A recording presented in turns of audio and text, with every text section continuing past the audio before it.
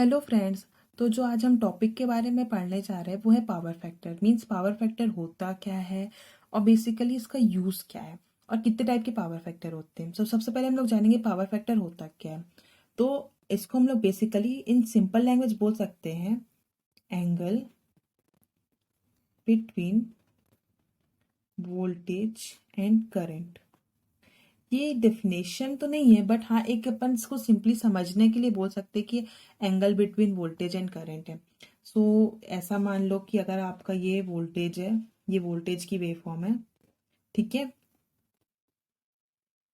और मैं black pen से ड्रॉ करूंगी करंट की वेव फॉर्म। सो मान लेते हैं ये करंट की वेव फॉर्म जो है वो कुछ इस तरह से है।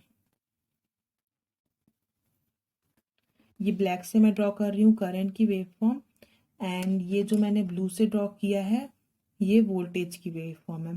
तो ये जो वोल्टेज की वेव फॉर्म है ये भी यहीं से स्टार्ट हो रही है, करंट की वेव फॉर्म भी यहीं से स्टार्ट हो रही है।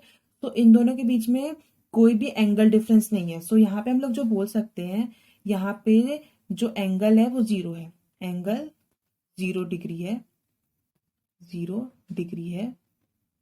तो हम कह सकते हैं जो इसका जो पावर फैक्टर बनेगा वो यूनिटी बनेगा। जो पावर फैक्टर होगा यूनिटी होगा।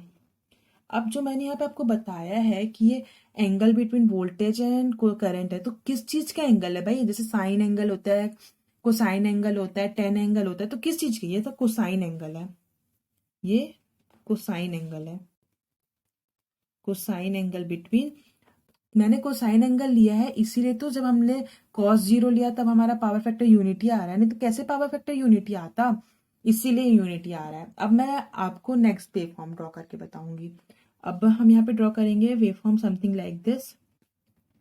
यहाँ पे हम लोग लेते हैं वोल्टेज कुछ इस तरीके से, ये वोल्टेज की वेव फॉर्म है और ये हमारी करंट की वेव फॉर्म है, यहाँ से स्टार्ट हो रही है, ये हमारी करंट की वेव फॉर्म है।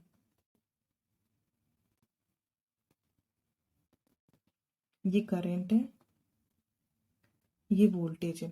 तो आप यहाँ पे देख रहे हैं जो करंट है वो पहले ही स्टार्ट हो गया। तो यहाँ पे जो ये एंगल आ रहा है इसको हम लोग फाई लेते हैं।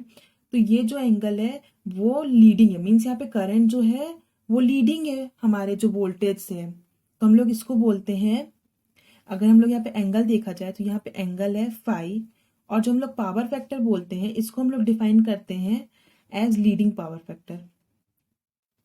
लीडिंग पावर फैक्टर क्यों लीडिंग पावर फैक्टर है? क्योंकि यहाँ पे करंट जो है वो लीडिंग है वोल्टेज से। अब हम लोग जो दूसरा वेव फॉर्म ड्रॉ करेंगे वो आप समझिएगा। दूसरा वोल्टेज जो हम लोग वेव फॉर्म ड्रॉ करने वाले हैं वो कुछ इस तरह से है, ठीक है। यहाँ पे मान लीजिए ये वोल्टेज की वेव फॉर्म है, मैं यहाँ पे वोल्टेज की वेव फॉर्म एक तरह से सेम ही रख रही हूँ, मैं करंट की वेव फॉर्म से आपको रिस्पेक्ट से समझा रही हूँ। ये वोल्टेज की वेव फॉर्म है, अब हम करंट की वेव फॉर्म ड्रॉ करेंगे। ये हमारी करंट की वेव फॉर्म है। अब मेरी राइटिंग में इतना ध्यान मत दीजिएगा क्योंकि मेरी राइटिंग अच्छी नहीं है, सॉरी फॉर दैट। ये हमारा फाई एंगल है। तो हमारा जहाँ पे ये एंगल जो है वो मैंने फिर से फाई लिया है, लेकिन यहाँ पे जो हमारी करंट की वेव फॉर्म है वो आप देख रहे होंगे वो बाद में स्टार्ट हुई है वोल्टेज की वेव फॉर्म से, मतलब यहाँ पे लैगिंग पे है। तो जो यहाँ पे पावर फैक्टर होगा वो लैगिंग पावर फैक्टर होगा। तो यहाँ पे जो पावर फैक्टर होगा वो लैगिंग पावर फैक्टर होगा। अब ये तो हम समझ गए कि भाई हाँ लैगिंग पावर फैक्टर क्या हुआ, लीडिंग पावर फैक्टर क्या हुआ, और ये यूनिटी पावर फैक्टर जो आपने बताया चलो हम समझ गए। पर इसका मतलब क्या है, मतलब इन रियल लाइफ एप्लीकेशंस में क्या मतलब है?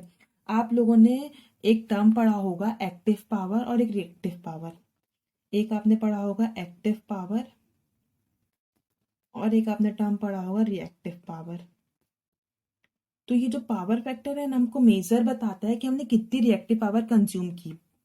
तो we can write it as power factor define or indicate the consumption of reactive power, the consumption of reactive power। अब ये रिएक्टिव पावर क्या होती है, एक्टिव पावर क्या होती है, और ये इसका मतलब क्या होता है। तो मैं इसको आपको सिंपल लैंग्वेज में समझाती हूँ। एक्टिव पावर वो पावर होती है जो हमारा रियल वर्क करती है। जो अपना एक्टिव पावर होती है ना, वो रियल वर्क करती है। और जो हमारी रिएक्टिव पावर होती है वो क्या होती है, क्या वो रियल वर्क नहीं करती है? फिर हम लोग को रियल वर्क नहीं करते तो हम लोग उसका यूज ही क्यों कर रहे हैं? ये तो क्वेश्चन आपके मन में आया होगा ना, कि जब भाई वो रियल वर्क नहीं करती तो हम लोग उसको यूज ही क्यों कर रहे हैं? हम लोग यूज ही ना करें उसका, या फिर हम लोग पढ़ ही क्यों रहे हैं जब ये इमेजिनरी पावर है। ये एक तरह से अपन इसको बोल सकते हैं कि ये कोई रियल पावर नहीं है, ये इमेजिनरी पावर है। तो ये है किस टाइप की पावर? जैसे आप लोग ने इलेक्ट्रिकल जो अपन सिस्टम पढ़ रहे हैं ना यहाँ पे, ठीक है। सो हमारा ये है जो मैकेनिकल सिस्टम है, ठीक। और ये जो हमारा है वो इलेक्ट्रिकल सिस्टम है। या हमको मैकेनिकल से इलेक्ट्रिकल जाना है, या हमें इलेक्ट्रिकल से मैकेनिकल जाना है। तो हम इसमें डायरेक्ट इलेक्ट्रिकल से मैकेनिकल और मैकेनिकल से इलेक्ट्रिकल नहीं जा सकते। यहाँ पे एक बीच में एक कपलिंग होती है, जो हम लोग कपलिंग को बोलते हैं मैग्नेटिक कपलिंग। Magnetic coupling. तो ये जो मैग्नेटिक कपलिंग जो करता है ना, उसके लिए भी हमको पावर रिक्वायर्ड होगा। तो उस पावर को हम लोग बोलते हैं रिएक्टिव पावर। Reactive power. जो ये मैग्नेटिक कपलिंग बनानी होती है ना इन दोनों के बीच में, वो रिएक्टिव पावर बनाती है।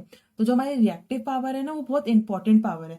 जो हमारा पूरा वर्क जो करती है ना, वो रिएक्टिव पावर ही करती है। और अगर आपको इसका आगे का कॉन्सेप्ट जानना है कि रिएक्टिव पावर कैसे क्या कर रही है और वगैरह वगैरह, इनके बीच में कैसा रिलेशन होगा और रियल पावर एग्जैक्टली होती क्या है, तो आप मुझे कमेंट सेक्शन में बताइए। मैं इसके आगे का सिस्टम बताऊंगी आपको कि पूरा कैसे क्या वर्क होता है।